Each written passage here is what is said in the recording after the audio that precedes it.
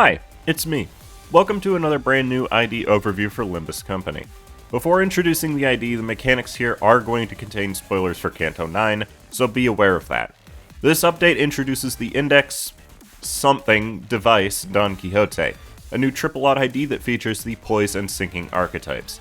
This ID has a lot going on, and just like Index Faust before her, it can be a lot to take in, so let's get into it now so as not to waste any more time. The first new thing about the Index proxy Effleurest Ego Procuration Don Quixote is to talk about Unlock, her first new status effect. Unlock is a status effect in 3 stages, but just like Grace of the Prescript, you really don't need to focus on it too much because it is based on fulfilling the prescripts. At every multiple of 3 Grace of the Prescript, she gains the next stage of Unlock, and Unlock gives 1 defense level and heals 5 SP at combat and for every stage. It, by itself, is a very simple effect. Oh yeah, there's also Shin Procuration, a status which she permanently gains at Unlock 3, starting at the next turn start. Shin Procuration also gives +2 min and max speed each, increases offense and defense level by 1 each, gives an additional Poise potency as well as 1 Poise count whenever gaining Poise from her base skills, and increases her damage by up to 40% based on her own missing HP. This ID really wants to have this, so you really want to prioritize gaining Grace of the Prescript and Unlock as fast as you can, so you better be fulfilling her prescripts. Also relating to Unlock, she technically has a new status in Prescript Device, however it is basically identical to Prescript Paperslip, with the only exception being that you need to be in the Effleurest Ego Procuration state to fulfill the 3rd prescript using your skill 3, and we'll get to that in a minute.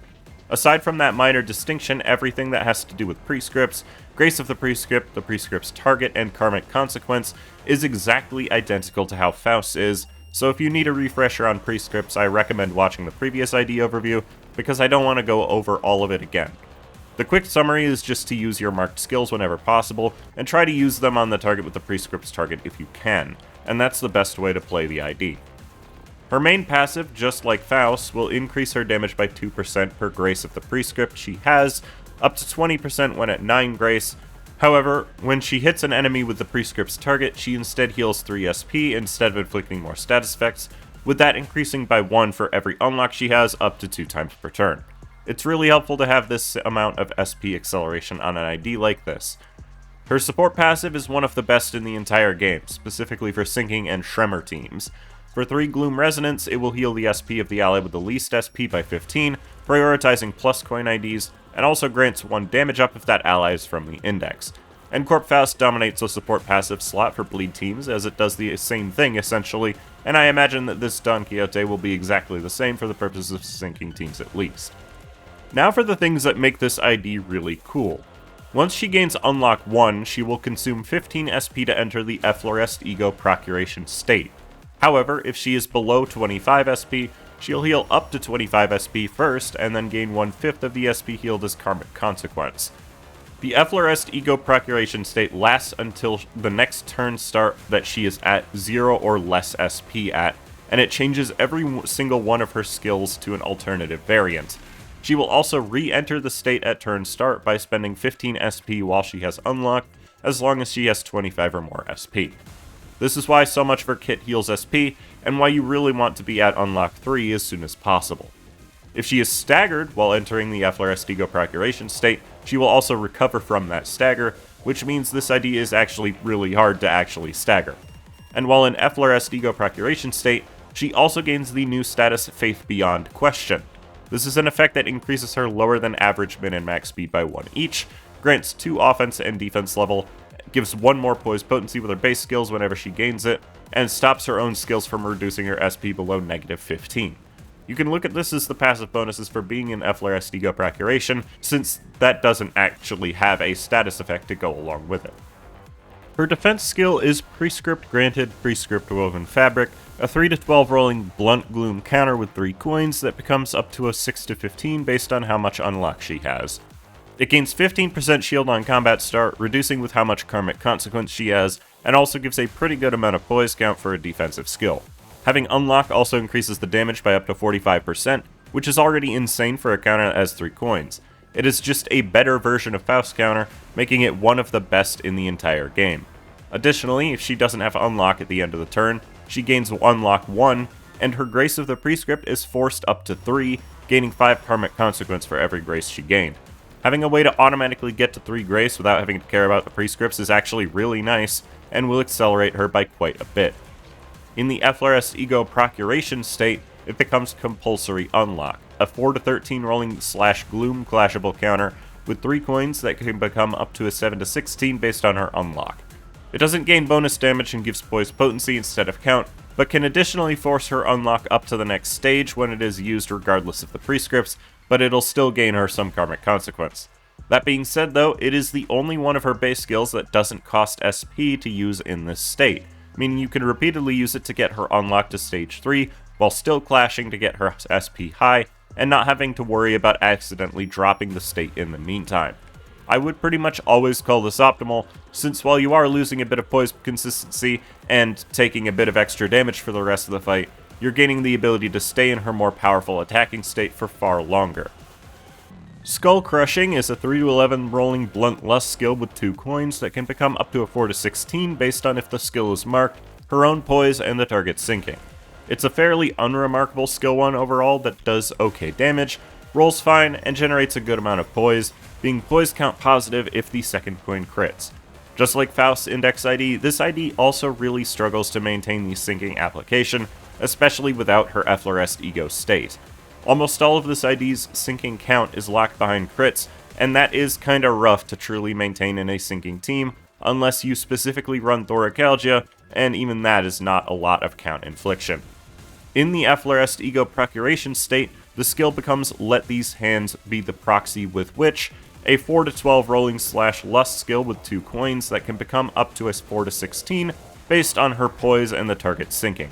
It deals a bit more damage when marked, costs very little SP, and is one of her only 2 sources of sinking count that is not locked behind needing to crit.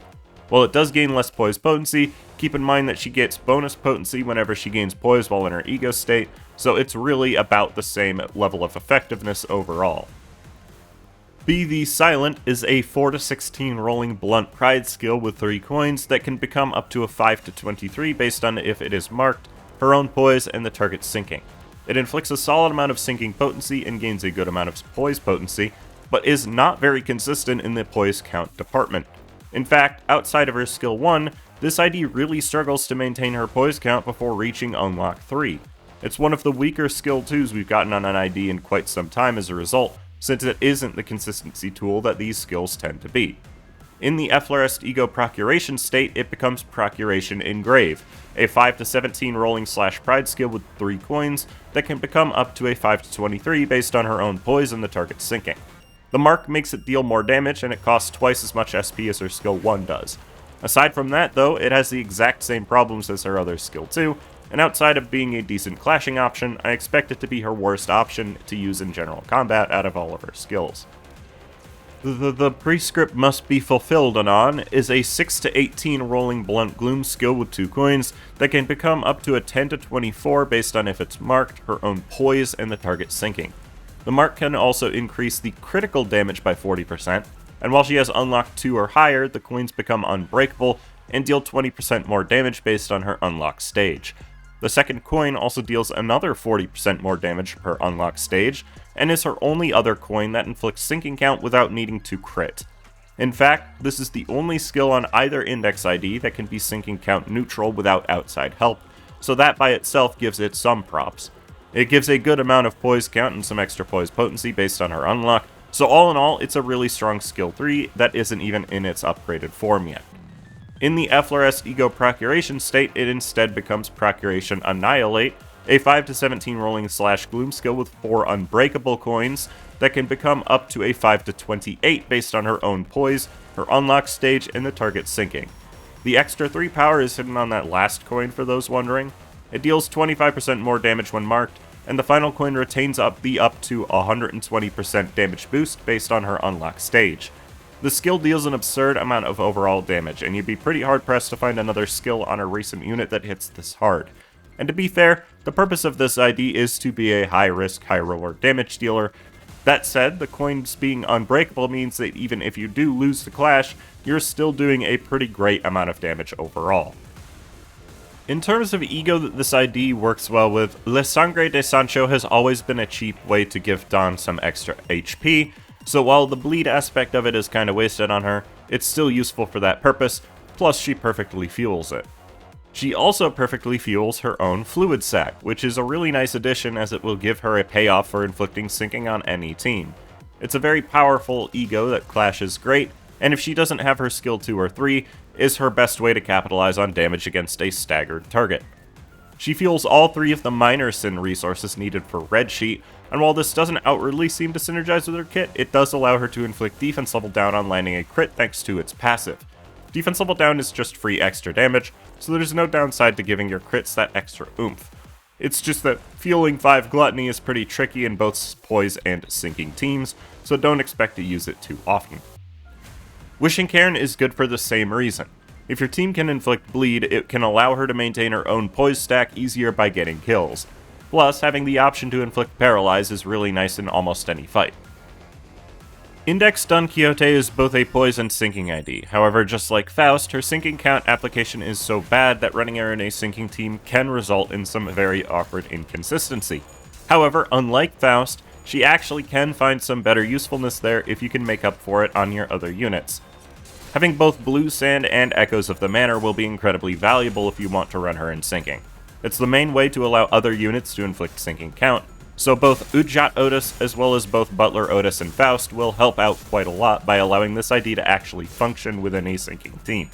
I would recommend Udjat out of the 2 Otises, as she brings far more additional utility than Butler does, but both of them are solid options.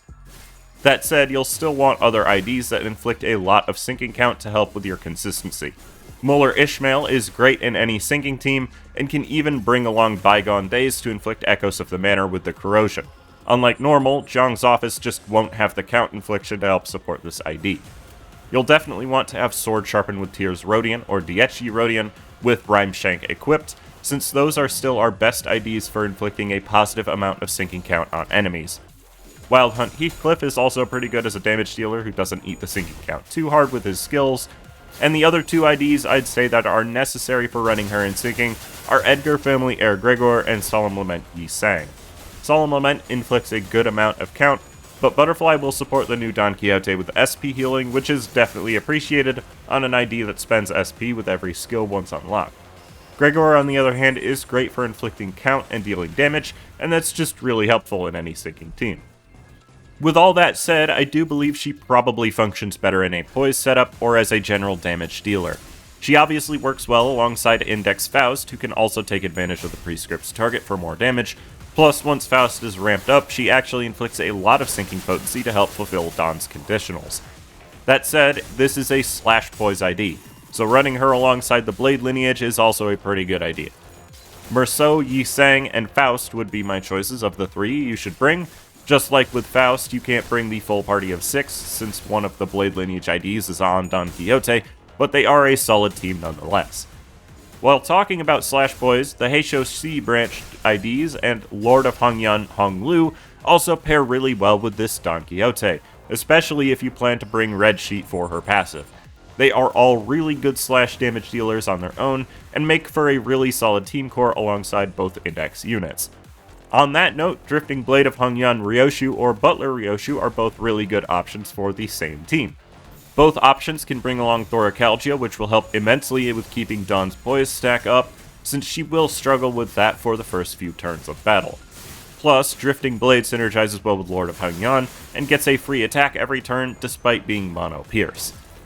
Song Association Sinclair is also a great unit to bring along, thanks to his high speed and ability to inflict Fragile for the rest of the team to capitalize on. The Full Stop Duo will also never not be a good inclusion into any Poise team.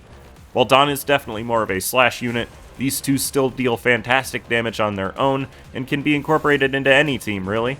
You won't regret bringing them alongside this new ID. And that's about all I have to say about her. This is a really good damage ID that has a bit of consistency problems with regards to her primary status effects in the long run.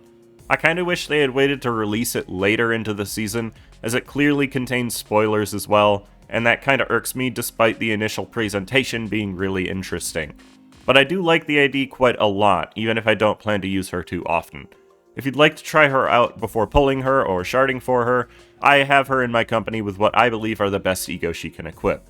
Be sure to like and subscribe as it helps me out a lot, and let me know what you think about her in the comments, as I always like to see people's takes on new IDs. Thank you for watching my video, I hope you have a great rest of your day, and I hope to see you again soon.